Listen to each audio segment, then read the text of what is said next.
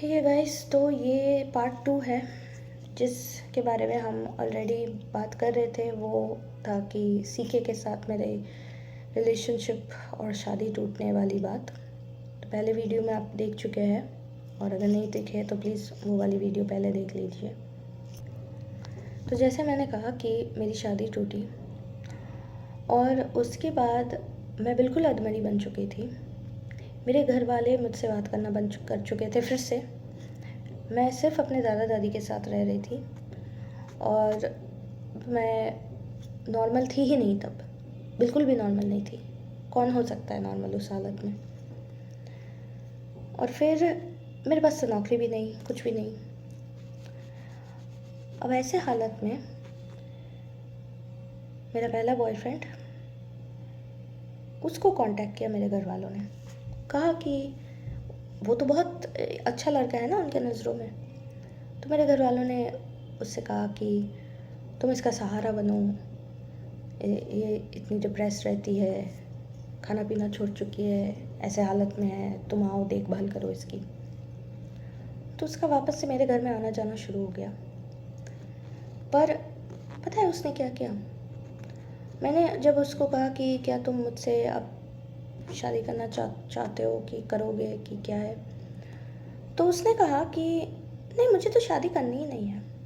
अगर मुझे शादी करना होता तो मैं तुमसे कर लेता, मुझे तो शादी नहीं करना है।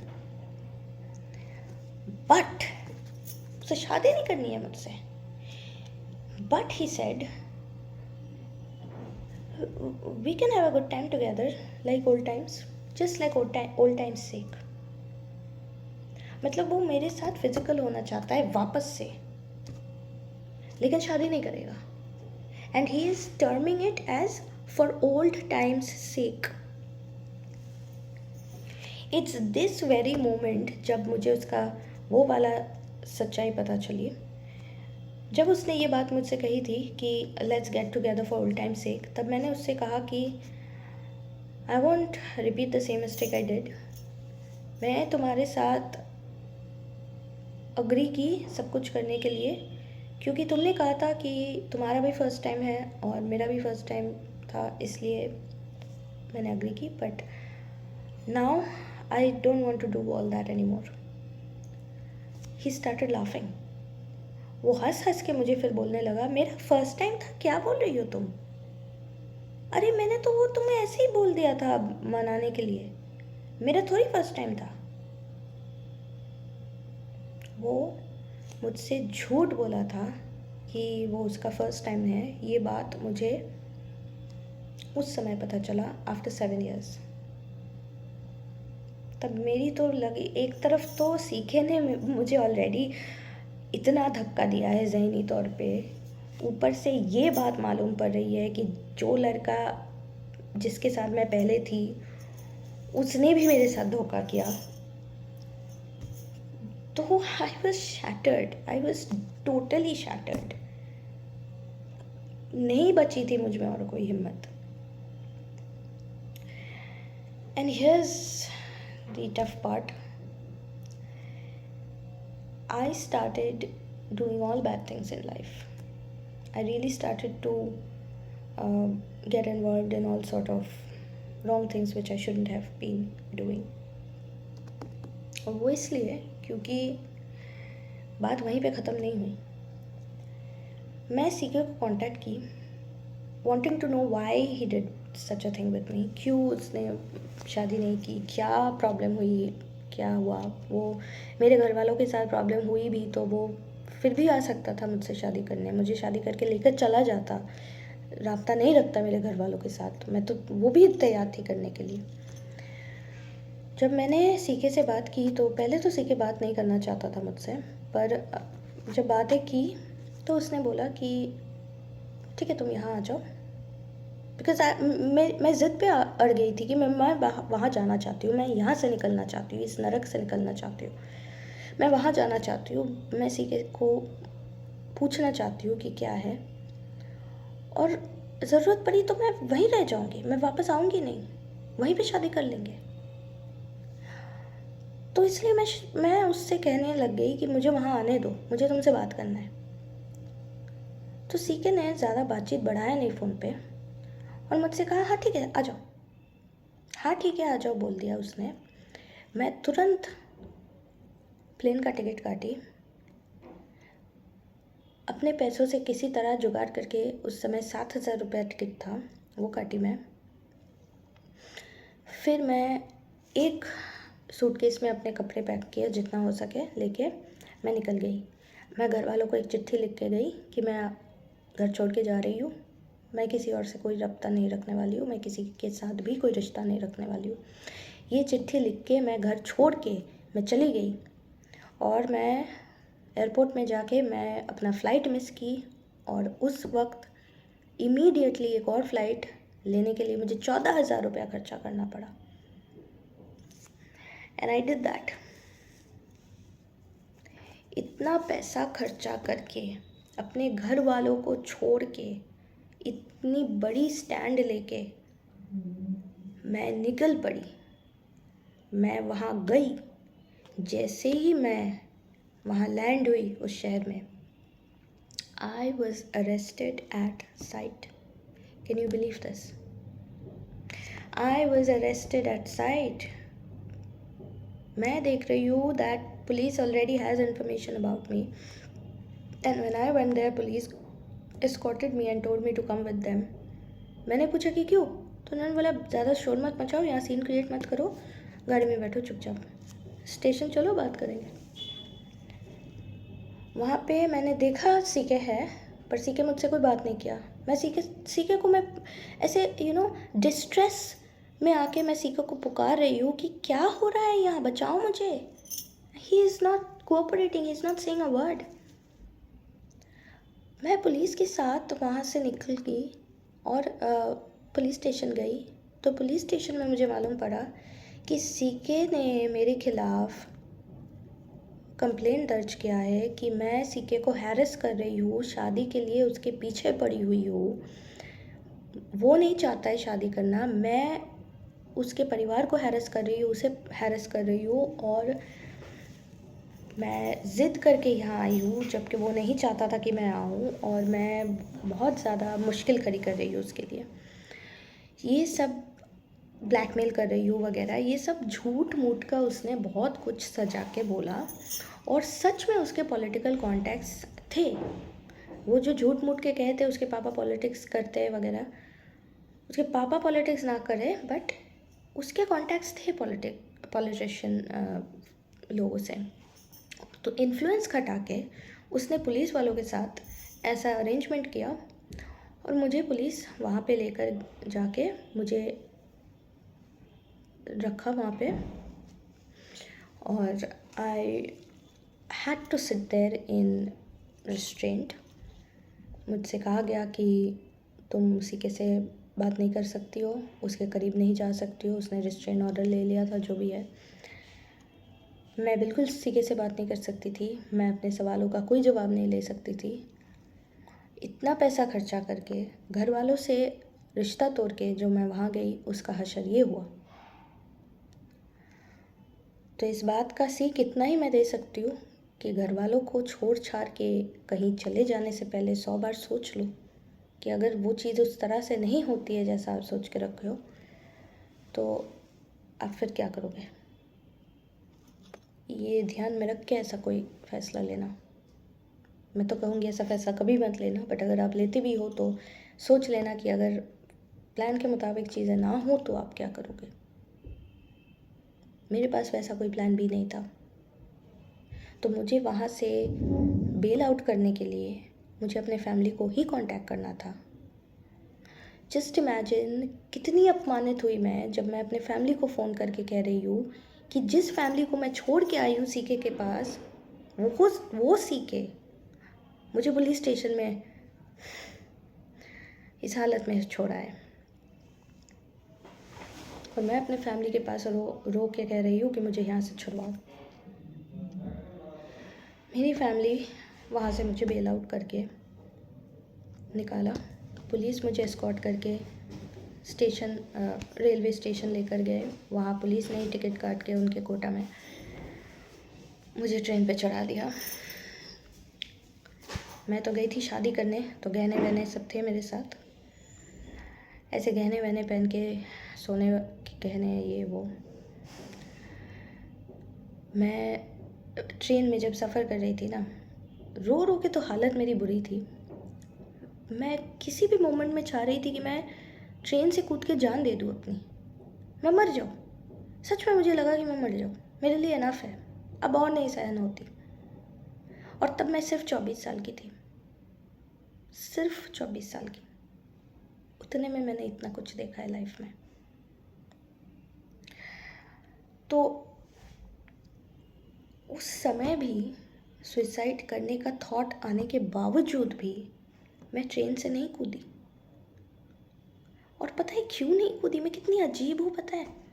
मुझे लगा कि मेरे पास जो इतने सारे गहने हैं, जो इतने सोने में लदी हुई मैं आई हूँ यहाँ शादी करने के ख्वाब देख के, तो इतने सारे सोना जो है मेरे पास, मैं अगर कूद गई तो ये सब तो चोरी हो जाएगा, ये सब तो मेरे ख़ानदानी ज़ेवरात तो कहाँ चले जाएंगे पता नहीं।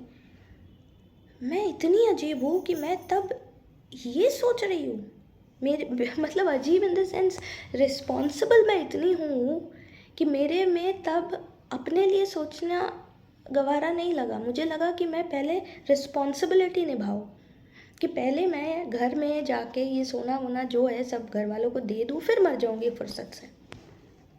मतलब मरने की बात भी आती है तो पहले मैं रिस्पॉन्सिबिलिटी पहले सोचती हूँ और फिर मरने का सोचती हूँ। मुझ में मैं मतलब मैं अब मेरी अपब्रिंगिंग जब हुई, मैं जब बड़ी हुई, तो मुझ में इस तरह का संस्कार कूट कूट के भरा गया कि मैं पहले अपने बारे में कभी नहीं सोचती हूँ। Even in the dire consequences मैं सिर्फ रिस्पॉन्सिबिलिटीज़ पहले सोचती हूँ। हालांकि मैंने सुसाइडल अटैम्प्ट फिर उसके बाद कभी नहीं की, और मैं वापस आई। वापस आने के बाद तो मेरी ज़िंदगी किस तरह अजियत हो सकती है आप इमेजिन ही कर सकते हो। मैं जब आई, मैं अपने मम्मी पापा के फ्लैट पर गई, बिकॉज़ वही मेरा मुझसे कहा गया था कि तुम आते ही पहले यहाँ आओ। सो एंड उन्होंने मेरी बेल करवाई है तो आई हैड टू गो। तो मैं वहाँ गई। घर में घुसते ही तो मुझे इतने मार पड़े, झापड़ पड़ी मुझे। फिर मेरी मम्मी ने मुझसे कहा कि तुम यहाँ से निकल जाओ, तुम जैसे घर छोड़ के गई थी ना, सच में तुम घर छोड़ के चली जाओ, हमें अब तुमसे और कोई रिश्ता नहीं रखना है, हो गया ख़त्म। जो कि उनका गुस्सा भी जायज़ है, सही है, उनका गुस्सा भी जायज़ है, पर उन्होंने जो उस वक्त किया वो सही नहीं था। मैं कहाँ जाती, उन्हें सोचना चाहिए था ना मैं कहाँ जाती। मेरी मम्मी उस वक्त मुझसे कह रही है अपनी चीज़ें लो और यहाँ से निकलो। तो जब मैं अपने सामान ले रही थी तो मम्मी हर एक चीज़ को उठा उठा के हिसाब लगा रही थी कि कौन सी चीज़ उन्होंने दी है और कौन सी चीज़ मैंने अपने पैसों से खरीदी है। मेरे मम्मी ने एक एक चीज़ें उठा के बोला कि जो चीज़ें उन्होंने खरीदी वो मैं नहीं ले सकती अपने संग, तो जो सारी चीज़ें मैंने अपने पैसों से ख़रीदी है सिर्फ वही चीज़ें मैं अपने साथ ले सकती हूँ, वरना बाकी कुछ नहीं। उनमें से सूटकेसेस भी है, सूटकेस जो मेरी मम्मी की है मैं उसमें भी सामान नहीं ले सकती। इतनी बुरी हालत उन्होंने कर दी थी कि घर से तो एक निकाल ही रहे थे, ऊपर से ये कह रहे थे कि सामान भी अपने सारे तुम नहीं ले सकते हो। मेरे अपने पैसों से ख़रीदा हुआ एक ही सूटकेस था, मैं सिर्फ वही सूटकेस ले सकती थी, और उसमें भी मैंने सिर्फ उतना ही सामान लिया जितना कि मैं अपने पैसों से ख़रीदी हुई थी, और बाकी के सामान मैं प्लास्टिक पैकेट्स में लेकर निकल रही थी घर से। Can you believe? बैग्स तक नसीब नहीं हुए मुझे। I was thrown out of the house. मैं रोती हुई अपने दादी के घर गई क्योंकि मुझे और कुछ नहीं समझ में आ रहा था कि मैं कहाँ जाऊँगी। अब जब मैं रोती हुई अपने दादी के घर में गई हूँ तो मेरे दादाजी बहुत अच्छे इंसान थे। मेरे दादाजी ने हमेशा मुझसे प्यार किया है। एक वही वाहिद इंसान है जिन्होंने कभी भी मेरे साथ कुछ गलत नहीं किया है। तो दादाजी ने मुझे अंदर लिया और कुछ दिनों में मेरी दादी बहुत ज़्यादा परेशान होने लग गई थी इस बात से कि बाकी के रिश्तेदार लोग, घर वाले या फिर समाज, सब लोग मेरे दादी पे प्रेशर कर रहे थे कि आप क्यों रखी हो इसे घर पे, इसके खुद के माँ बाप ने निकाल दिया था, आपने क्यों रखा है, आप निकाल दो, इस बोझ को अपने सर से निकालो, उतारो सर से, इसको कहीं भी जाने दो, कहीं कहीं भी अपना ये देख लेगी, अपने घर से निकालो। ये प्रेशर में मेरी दादी आ रही थी बिकॉज ऐसे ही अजीब रिश्तेदार लोग, ऐसे ही अजीब समाज के लोग, नेबर्स, जो इस तरह की बातें कर रहे थे। पर मेरे दादाजी ने सबका खिलाफ जाके उन्होंने ये स्टैंड लिया कि मैं उनके घर में ही रहूँगी, मैं कहीं नहीं जाऊँगी। तो it's only because of my दादाजी that I got to stay there, वरना पता नहीं मैं कहाँ होती। और उस दौरान मैंने फिर कोशिश की सीके के बारे में कुछ और बातचीत पता लगाने की कि सीके ने ऐसा क्यों किया, ये वो। शादी कैंसिल करने की प्लानिंग वो पहले से ही कर रहा था, बस ये एक माहौल इस तरह से उन लोगों ने क्रिएट किया कि ऐसा दिखाया जाए कि मेरे पापा के झगड़े की वजह से शादी कॉल ऑफ की। बट एक्चुअली में शादी उन लोगों ने पहले से ही ना करने का सोच के रखा था। बिकॉज़ जो सीके मुझसे कहने लगा था ना कि शादी का क्या क्या इंतज़ाम वो लोग किए हैं, मैं पता लगाने की कोशिश की आहिस्ता आहिस्ता। फिर मैंने देखा कि वो सारे अरेंजमेंट्स उन्होंने कभी नहीं की थी। उन हॉल वगैरह का पता लगा के मैं उसमें फ़ोन लगा के पता लगाने की कोशिश की, तो उन्होंने बोला कि ऐसा कोई बुकिंग उन्होंने कभी किया ही नहीं था। मतलब उनको पहले से ही पता था कि वो शादी नहीं करेंगे। और सीके ने शादी ना करने के लिए कितने सारे बहाने की थी कि शादी के पहले जो सारे रीति रिवाज होते हैं, जो कुछ सेरेमनीज़ होते हैं, उस समय सीके मुझे फ़ोन करके बोला था कि वो कोई भी सेरेमनी अटेंड नहीं कर सकता है क्योंकि उसका एक दोस्त गुज़र गया है, एक दोस्त का डेथ हो चुका है। वो दोस्त जिसके साथ मैं हैदराबाद में रहते हुए ऑनलाइन, जिसे मैंने देखी है, मैंने बात की है, सीके के पास लैपटॉप था, तो उस लैपटॉप में ऐसे वीडियो कॉलिंग पे हमारी बातचीत होती थी उसके दोस्त लोगों के साथ। सो सीके का कोई दोस्त इंग्लैंड में रहता था जिसके साथ सीके वहाँ पे वीडियो कॉल में बातचीत करता था, और उसने मेरे साथ भी मुलाकात करवाया उस बंदे का। उस लड़के के साथ मैंने भी बातचीत की है। तो शादी के रस्मों में सीके का शामिल ना होने का वजह सीके ये बताया कि उस फ्रेंड का एक्सीडेंट में मौत हो गई, इसलिए सीके यहाँ नहीं आ सकता है for ceremonies before the marriage. So marriage से पहले की जितनी सारी सेरेमनीज थी उसमें सीके कभी मौजूद नहीं रहा, और फिर शादी वाले दिन तो वो आया ही नहीं। तो ये सारी चीज़ें मैं कड़ी से कड़ी जोड़ने की कोशिश कर रही थी। I wanted to find answers. मैं उस लड़के को ढूंढने की बेहद कोशिश की। उस वक्त तो फेसबुक वगैरह सब कुछ तब हो चुका था, तो I try to find him in Facebook, I try to put his name everywhere, but मुझे वो बंदा कहीं नहीं दिखा, कहीं भी नहीं। मैं वहाँ इतना तक की कि मैंने ढूंढ ढूंढ के वहाँ जिस दिन का डेथ की बात उसने बोला था, मैं उस दिन के डेथ के बारे में भी पता लगाने की कोशिश की, कहीं कोई एक्सीडेंट हुआ, कहीं किसी का डेथ का खबर, कुछ नहीं मिला मुझे। It's like this boy doesn't exist, but he exist because I know, I have spoken to him. मैंने उसको देखा है बाकायदा वीडियो कॉल पे, मैंने बात की है उससे। तो वो बंदा कौन है? किसकी डेथ के बारे में बात किया? एट ऑल किसी का डेथ हुआ भी कि नहीं? It's a big question mark. I don't know. I came to understand that everything was a lie which he used to tell me. तो इसी वजह से मैं ज़हनी तौर पे बिल्कुल बीमार हो चुकी थी, मैं बिल्कुल डिप्रेशन में आ चुकी थी, पागल हो जाने के तागात पे आ चुकी थी। और मेरे घर वाले तब भी मेरे साथ अच्छे से पेश नहीं आ रहे थे। मेरी मम्मी तब भी मुझसे मिलती थी तो मुझे मारती थी, बहुत ज़्यादा पीटती थी। ढंग से तो कभी पेश नहीं आती थी मुझसे। वो इस नाजुक पीरियड में चाहिए कि माँ बाप का प्यार मिले, सहारा मिले, जो मुझे नहीं मिला। मैंने लाइफ में इतनी सारी मिस्टेक्स की क्यों गलत बंदों पे जाके भरोसा किया? क्योंकि मुझे अपने माँ बाप से वो सपोर्ट कभी नहीं मिला। मेरे घर में वो बॉन्डिंग कभी नहीं थी। अगर मुझे घर में बॉन्डिंग मिलती, घर में प्यार मिलता, तो मैं घर से बाहर प्यार कभी भी ढूंढने नहीं जाती। तो मेरी ये दिल से गुजारिश है, रिक्वेस्ट है to all parents out there, don't let your children feel left out.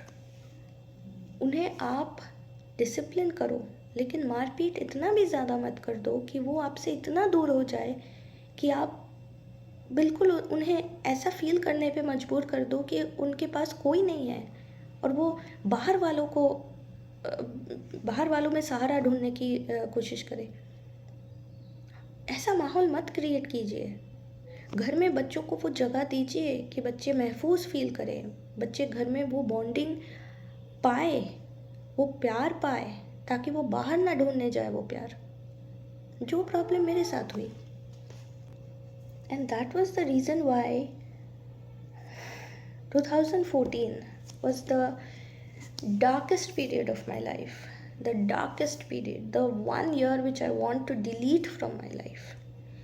That वो समय था जिस समय मैं अपने आप को बर्बाद कर देना चाहती थी, ख़राब कर देना चाहती थी, मैं मर जाना चाहती थी। बट मैं सुसाइड नहीं करना चाहती थी।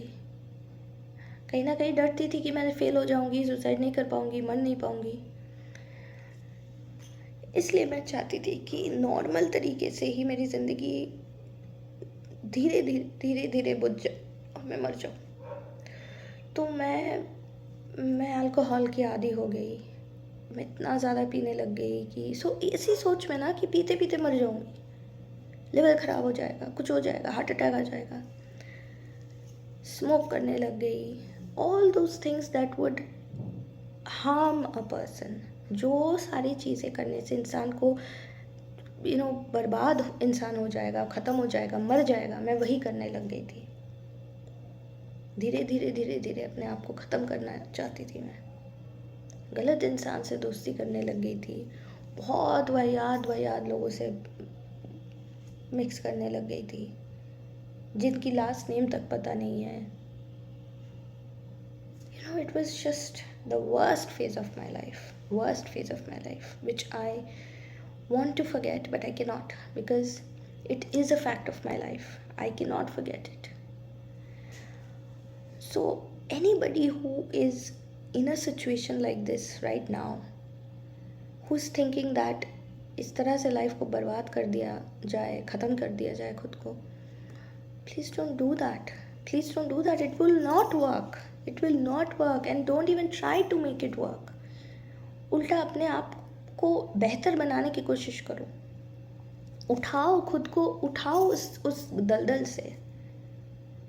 Because I've realized that and I started doing that. मैं खुद समझने लग गई कि इस सब से कोई फ़ायदा नहीं हो रहा है।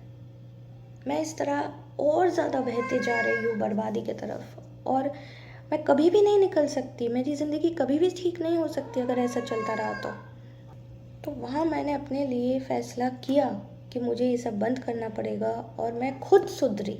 मुझे किसी ने सुधारा नहीं, मैं खुद सुधरी। खुद मैं अपने आप में वो बदलाव लाई कि मैं ये सब बंद करूँगी और मैं सही दिशा जाऊँगी। तो it was a very big decision and very difficult for me to do it. अचानक अपने ये सारी ख़राब आदतें छोड़ना बहुत मुश्किल रहा, पर मैंने छोड़ा। मैं ये सब कुछ बंद कर दी, कोई भी गलत हरकत मैं नहीं करी, और मैं धार्मिक होना शुरू हो गई। मैं रिलीजियस बुक्स पढ़ना शुरू कर दी। डिफरेंट रिलीजन्स के सारे रिलीजन्स के बुक्स मैंने पढ़ी। जब मैंने समझा कि सारे रिलीजन्स एक ही चीज़ कहते हैं, इंसान को सही दिशा दिखाते हैं। कोई भी रिलीजन इंसान को ख़राब नहीं सिखाता है, हर एक रिलीजन इंसान को सही रास्ता दिखाता है। तो मैं बहुत सारे रिलीजियस बुक्स पढ़ने लग गई, और सब में से मुझे लगा कि Everybody is talking about the same thing. It's just different ways of saying things, but at the end of the day, it's all the same. तो मैं स्पिरिचुअल होने शुरू हो गई, अपने लाइफ को सुधारने की हर कोशिश की. And it's possible to do it because here I am speaking to you right now and I'm completely changed person. तो अगर मैं ये कर सकती हूँ तो आप भी कर सकते हैं. If you are going through a tough phase in life and you have indulged yourself in so much of bad habits, you are the only person who can stop all this, who can stop yourself. कोई आपको नहीं समझा सकता, कोई बाहर का इंसान आपको कह के नहीं बंद करवा सकता. ये सब आप खुद को समझा सकते हो, आप खुद ये चीज़ बंद कर सकते हो क्योंकि मैंने किया है. मुझे और किसी ने मोटिवेशन नहीं दिया है. मैं आज कोशिश कर रही हूँ आपको मोटिवेट करने की, पर मेरी कोशिश तभी कामयाब होगी अगर आप खुद चाहते हैं ये चीज़ करना. If I have been able to do it, I am sure you will also be able to. Come out of all the dark path. थोड़ा थोड़ा करके करो, किसी को कहने की ज़रूरत नहीं है. और ये मत सोचो कि मैं अचानक से ऐसे कैसे कर दूँ. कर सकते हो, थोड़ा थोड़ा करके होगा, but have that determination to do it and you will be able to do it. जब जागो तब सवेरा, मैं तो यही कहती हूँ. अब बहुत लेट हो चुका है बोल के कुछ भी नहीं होता. It's never too late. You can start from the very time you have the realisation. So आगे जाके मैंने अपनी लाइफ किस तरह से जी है उसकी वीडियो मैं नेक्स्ट चैप्टर में बताऊंगी. तो यहाँ तक जुड़े रहने के लिए शुक्रिया. प्लीज़ आगे के चैप्टर्स सुनिए.